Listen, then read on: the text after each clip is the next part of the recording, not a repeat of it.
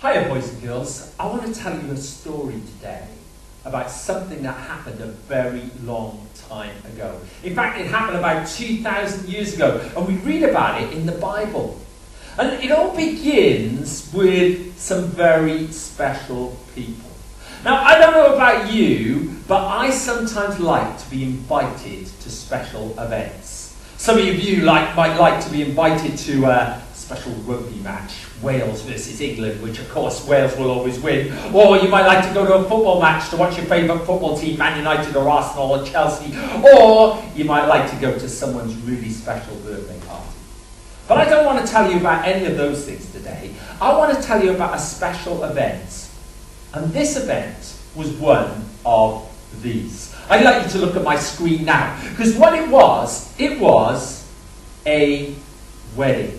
I didn't bring my paints with me today, but I got my painter man who's going to paint up my story for me. And this wedding happened, as I say, 2,000 years ago. Now, I don't know whether you've ever been to a wedding, but I've kind of got a bit of a suspicion that most girls like weddings more than boys. I think it must be all of that dressing up and getting themselves all sorted and everything like that. And to be honest with you, I should imagine most boys would prefer to go down the park and kick a football around than they would to get all dressed up and go to a wedding. But this wedding was a little bit different.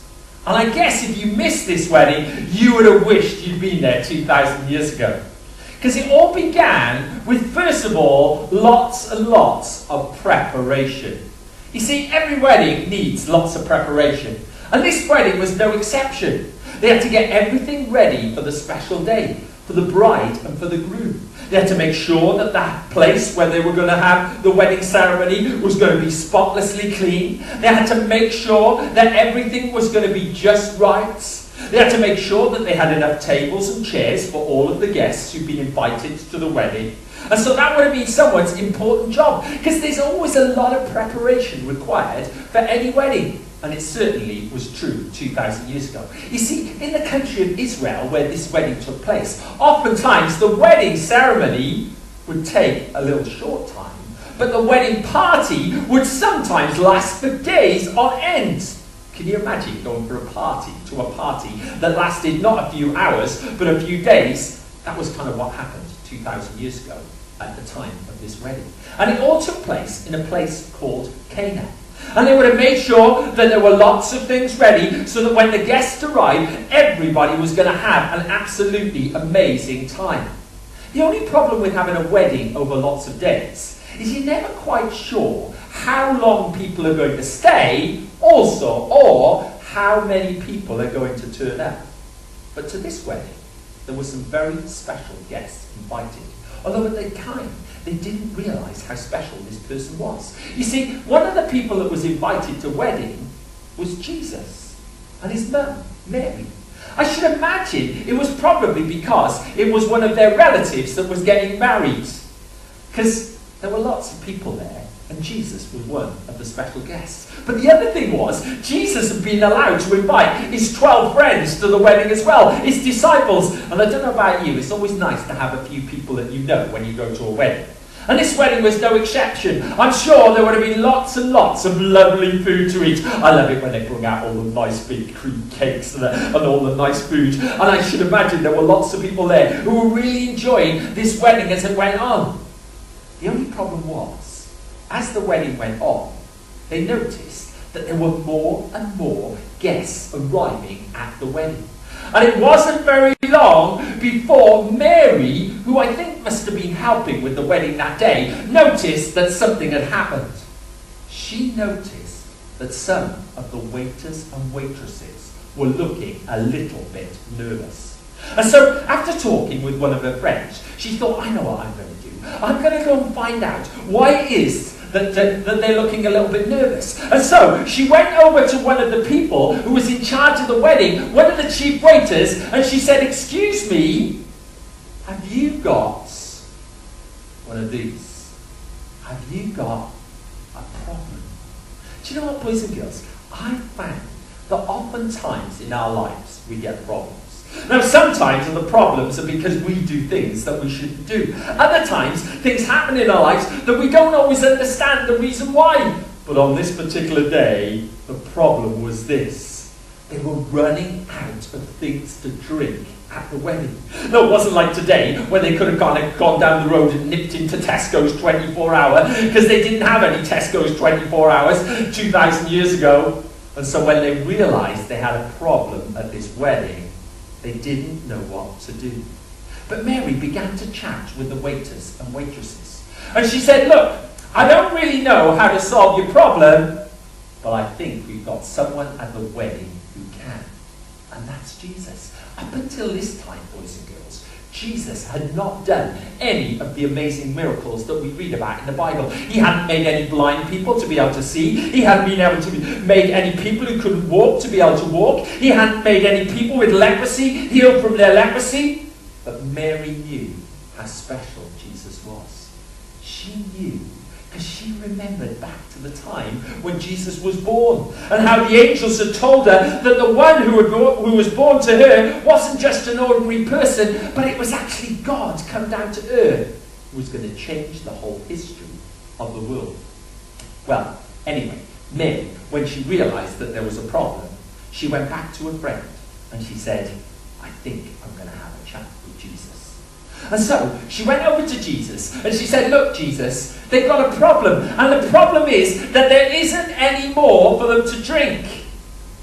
Jesus at first looked like he wasn't really interested in what Mary was saying.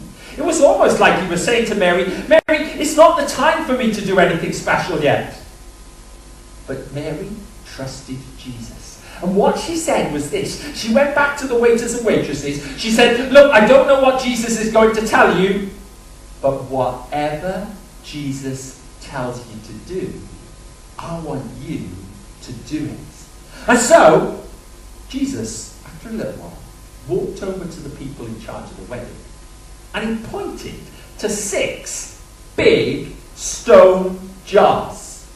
And the big stone jars were all standing outside of the place where they were all celebrating the wedding. And in these big stone jars, there was absolutely nothing. You see, the thing was, and at that time, these big stone jars were this word here. They were empty. But what Jesus said was this, and it seemed such a strange thing for him to ask, because he said, what I want you to do is I want you to fill the big stone jars up with water. Water?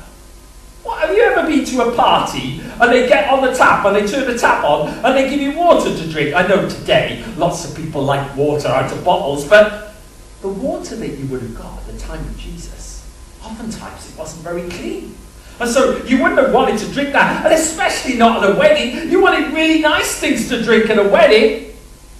But then, after Jesus had said that to the people who were in charge of the wedding, they remembered what Mary had said to them earlier. Mary had turned to them, and what had she said? Whatever Jesus tells you to do, do it. You know, sometimes when we read the Bible, and I hope you do read the Bible because it's got so many amazing things to tell us, sometimes when we read it, we don't always understand why God wants us to do certain things. There are lots of things in the Bible which we call God's commandments and rules and things like that. And when he gives us those things, he always does it because he cares for us. But on that particular day, when they were at that wedding, what Jesus was asking them to do, it didn't seem a very sensible thing to do, did it? Fill up 6 stone jars with water, because they weren't going to be able to serve water to the people who were guests at the wedding. But they were willing to do this. They were willing to trust Jesus. And do you know what? 2,000 years later, I believe that we can trust Jesus, because God really loves us. Jesus really cares for us. And when God asks us to do something, even though there are some times when we don't always understand the reason why, I believe that we can trust him, because Jesus is someone who will never, ever let us down. And so even though they didn't understand why Jesus was asking them to do it, they began to fill the big stone jars with water. I'm sure it would have taken them a long time. It wasn't exactly like just turning on a tap, because they didn't have taps 2,000 years ago. They would have had to pull the water out of the well, one big bucket at a time, until eventually the big stone jars were filled with water. And then they went back to Jesus. And he said, Jesus, we've done what you've asked us to do. You asked us to fill the big stone jars with water, but now what do you want us to do? And Jesus asked them to do something else. They didn't really understand, because what he said was this: take some of the water out of one of the jars and give it to that man there. And the person that Jesus was talking to was the man who was in charge of everything that went on in the wedding that day. We can't go taking him a jar of water. We can't pour water into his cup, because he had to test everything that everybody ate and everybody drank to make sure that it was all great. But you know what? They were willing to obey what Jesus said. Do you know what I found, boys and girls? Sometimes it's really hard to obey God. Sometimes it's not always too easy to do the things that God asks us to do. But you know what? When we do, we'll always come out right. We'll always end up doing the thing that God wants us to do, and God always wants the best for our lives. And so one of them, I don't know who it was, we don't know what their names were, but he was brave enough to take the jar and fill it up with water, and then to take it over to the man in charge of the wedding. I don't know when it happened, boys and girls, but the man who was in charge of the wedding poured some of what was in the jar into his cup. I don't know whether he wasn't taking very much notice. I don't know whether he was talking to someone else. But all of a sudden, he began to drink what was in the cup to test it. And he turned to the person who had given it to him. And he said, "Wow, that is amazing. That is the best wine I have tasted all day. I can't believe it. Most people, they bring out their best drinks at the beginning of the wedding. But you know what? It's nearly the end of the wedding, and that's the best we've tasted all wedding." Do you know what had happened, boys and girls? All of those 6 stone jars filled with water had all turned into the most beautiful wine that you've ever tasted in all of his life. Do you know what I found, boys and girls? I found that God can turn the most ordinary of things into the most special things. Do you know what? Jesus, 3 years after this amazing miracle happened, gave his life when he died on the cross that first Easter time. By this time, he had done lots of amazing miracles, not just turning water into wine, but walking on the water, healing people, amazing words that he said. But you know what? He saved the most amazing miracle until the last, when he gave his life upon the cross for us. And then 3 days later, came back to life. And the reason why he gave his life was to turn our ordinary lives that often are not very nice, to be honest. They're not even like water. Sometimes they're dirty, sometimes there are wrong things in our lives. In fact, in all of our lives, there are wrong things that separate us from God. But God still loves us, and he gave his life for us. You see, with Jesus, he can turn a problem into a problem solved.